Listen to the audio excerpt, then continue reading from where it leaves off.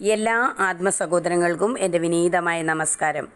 ശ്രീനാരായണ ഗുരുവിൻ്റെ പാതാരവിന്ദങ്ങളിൽ നമസ്കരിച്ചുകൊണ്ട് നവമഞ്ചരി ജ്ഞാനവല്ലരി 2 കടക്കുകയാണ്. രാപ്പായിൽ വീണുഴറും ആ പാപമീ അരുത് ഇരാപ്പായി പോലെ മനമേ, നീ പാർവതി തനയം ആപാദ ചൂടമണി ആപാദനായ നിയതം പാപാടവീ ചുടുമിടാപായം ഈ മരുദിനോപാസനേന ചുഴിയിൽ തീപായുമാറുമധുനാപായമുന്മതിനു നീ പാഹിമാം അറുമുഖാം.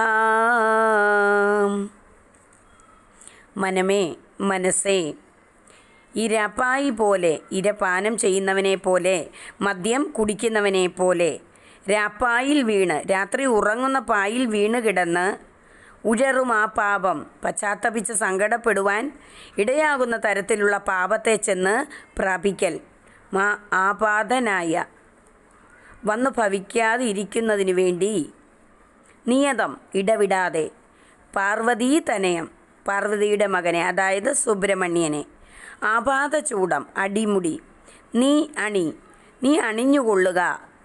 ഈ മരുദിനോപാസനേന, ഈ ദേവശ്രേഷ്ഠനെ ഉപാസിക്കുന്നത് മുഖാന്തരം, മരുത് ദേവൻ, ഇനൻ ശ്രേഷ്ഠൻ, ഇടാപായം ഇടയ്ക്ക് അപായം വരുത്തിക്കൊണ്ട് കാലതാമസം കൂടാതെ ഉടനെ തന്നെ പാപാടവീ ചുടും, പാപമാകുന്ന വൻകാട് വെന്തെരിഞ്ഞു പോകും, ചുഴിയിൽ തീ പായുമാറ്, ഒപ്പം സംസാര ചുഴിയിൽ തീയുടെ കടന്നേറ്റം ഉണ്ടാകത്തക്കവണ്ണവും അധുന ഇപ്പോൾ തന്നെ പായമുന്മതിന്, പാനീയം കുടിക്കുന്നതിന്, അമൃത് ഭുജിക്കുന്നതിന് അറുമുഖ നീ പാഹിമാം, അറുമുഖ നീ എന്നെ രക്ഷിക്കണമേ. ഭഗവാന്റെ സൃഷ്ടികളാണല്ലോ മനുഷ്യരായ നമ്മളെല്ലാം. ഭഗവാൻ നമ്മെ സൃഷ്ടിച്ചിരിക്കുന്നത് വേണ്ടതും വേണ്ടാത്തതും തിരിച്ചറിഞ്ഞ് ഇഷ്ടമുള്ളത് സ്വീകരിക്കാനുള്ള സ്വാതന്ത്ര്യത്തോടു കൂടിയാണ്. അമൃത് ഭുജിക്കാനുള്ള സ്വാതന്ത്ര്യവും മദ്യം കഴിക്കാനുള്ള സ്വാതന്ത്ര്യവും നമ്മൾക്കുണ്ട്. മദ്യം കഴിക്കുന്നത് മഹാപാവമാണ്. അത് ഭഗവാൻ തന്നെ നമ്മൾക്ക് കനിഞ്ഞ് നൽകിയിരിക്കുന്ന വിവേകത്തെ ഇല്ലാതാക്കും. രാത്രിയിൽ കിടക്കപ്പായിൽ പോയി കിടന്ന് ബോധമില്ലാതെ പിച്ചും ഭ്രാന്തും പറഞ്ഞ് കരഞ്ഞെന്നും വരും. മദ്യത്തിൻ്റെ പിടിയിൽ നിന്ന് വിട്ടാൽ പശ്ചാത്താപം കൊണ്ട് കരഞ്ഞെന്നും വരും. എൻ്റെ മനസ്സേ, നിനക്ക് അങ്ങനെയൊരു പതനം സംഭവിക്കരുത്. എൻ്റെ മനസ്സെപ്പോഴും അമൃതം പാനം ചെയ്യുന്നതിൽ തൽപരമായിരിക്കട്ടെ. ഇപ്പറഞ്ഞ പതനം സംഭവിക്കാതിരിക്കുന്നതിനും അതേസമയം അമൃതം പാനം ചെയ്യുന്നതിനും ഉപകരിക്കുന്ന ഒരു വഴിയുണ്ട്. അത് മറ്റൊന്നുമല്ല, പാർവതി തനയനെ ആപാദചൂടം അണിഞ്ഞുകൊള്ളുകയാണ്.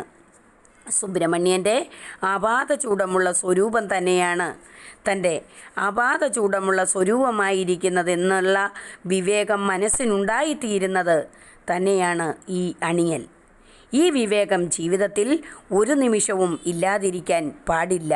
മനസ്സേ, അത്തരത്തിൽ നീ പാർവതി തനയനെ അണിഞ്ഞുകൊള്ളുക. ഇങ്ങനെയുള്ള വിവേകമുണ്ടായി പാർവതി തനയനെ സ്വസ്വരൂപത്തിൽ നിറഞ്ഞിരിക്കുന്നതായി കാണുന്നത് തന്നെയാണ് ഏറ്റവും നല്ല ഉപാസന. അടുത്ത് ചെന്നിരുന്ന് സേവനം ചെയ്യുക എന്നാണല്ലോ ഉപാസന എന്നതുകൊണ്ട് അർത്ഥമാക്കുന്നത്. അടുത്ത് ചെന്നിരിക്കുന്നതിൻ്റെ പാരമ്യം ഉപാസിക്കുന്നവനും ഉപാസിക്കപ്പെടുന്നതും ഒരൊറ്റ സ്വരൂപമായി തീരുന്നിടത്താണ്. പാർവതി തനയനെ അപാദചൂടമണിഞ്ഞാൽ നീയും ഉപാസ്യനായ ദേവനും അത്തരത്തിൽ ഒന്നായിത്തീരും. ഇത്തരത്തിൽ ദർശിക്കാവുന്ന പാർവതി തനയനേക്കാൾ ശ്രേഷ്ഠനായ മറ്റൊരു ദേവൻ ഇല്ല. എല്ലാ ദേവന്മാരും മനുഷ്യരിൽ നിന്ന് ലഭിക്കുന്ന ഹവിസിൻ്റെ തോതനുസരിച്ച് മനുഷ്യനിൽ പ്രസാദിക്കും. പാർവതി തനയനാകട്ടെ ദേവന്മാർക്കും മനുഷ്യർക്കും ആദികാരണമായിരിക്കുന്ന പൊരുളാണ്. പാപത്തിൽ നിന്നുള്ള മോചനം മാത്രമല്ല അപ്പോൾ അനുഭവപ്പെടുന്നത്, സംസാര സമുദ്രത്തിലെ ചുഴികളിൽപ്പെട്ട് വട്ടം കറങ്ങുന്നവരാണ് നമ്മളെന്ന അനുഭവമാണ് സാധാരണ ജീവിതത്തിൽ നമുക്കുള്ളത്. പാവാടവിയെ ചുട്ട തീ തന്നെ സംസാര സമുദ്രത്തിൽ കടന്നുകയറി അതിനെ വറ്റിച്ചു കളയും. ഇല്ലാത്ത സമുദ്രത്തിൻ്റെ ചുഴിയിൽപ്പെട്ട് കറങ്ങാനാവുകയില്ലല്ലോ. പാവാടവിയെ ചൂടുന്നതും സംസാര സമുദ്രത്തെ വറ്റിക്കുന്നതും ആയ തീ വാസ്തവത്തിൽ മറ്റൊന്നുമല്ല, അറുമുഖ ഞാനും നീയും ആപാത ചൂടം ഒരൊറ്റ പൊരുളാണെന്ന ഉൾവെളിവാണ്. ആ ഉൾവെളിവ് കൊണ്ട് പാപബോധം, സംസാര ദുഃഖം എന്നിവയൊക്കെ ഒഴിവായി കിട്ടുക മാത്രമല്ല ചെയ്യുന്നത്, അമൃതത്വം ഭുജിക്കുവാനും നമുക്ക് സാധിക്കും. പരമാനന്ദ അനുഭവത്തിന് 2 മുഖങ്ങളുണ്ട്. ഒന്ന്, ദുഃഖങ്ങളെ ഒഴിവാക്കുക. അതിനെ സൂചിപ്പിക്കുന്നതാണ് പാവാടവിയെ ചൂടുന്നതും ചുഴിയിൽ തീ പായുന്നതുമൊക്കെ. രണ്ടാമത്തെ വശം അമൃത് ഭുജിക്കുന്നതാണ്, അഥവാ പായം ഉണ്ണുന്നതാണ്. വാസ്തവത്തിൽ ഈ 2 വശങ്ങളും രണ്ടല്ല, ഒരൊറ്റ നാണയത്തിൻ്റെ 2 വശങ്ങൾ പോലെ മാത്രമാണ്. ഒന്നില്ലാതെ മറ്റേതില്ല. ഈ അനുഭവം എനിക്ക് ജീവിതത്തിൽ യാഥാർത്ഥ്യമാകത്തക്കവണ്ണം അറുമുഖ എന്നെ നീ രക്ഷിക്കണമേ. നവമഞ്ചരി ജ്ഞാനവല്ലരി 2 അർത്ഥവിവരണം ഇന്നിവിടെ സമാപിക്കുകയാണ്. എല്ലാ ആത്മസഹോദരങ്ങൾക്കും ഹൃദയം നിറഞ്ഞ നന്ദി, നമസ്കാരം.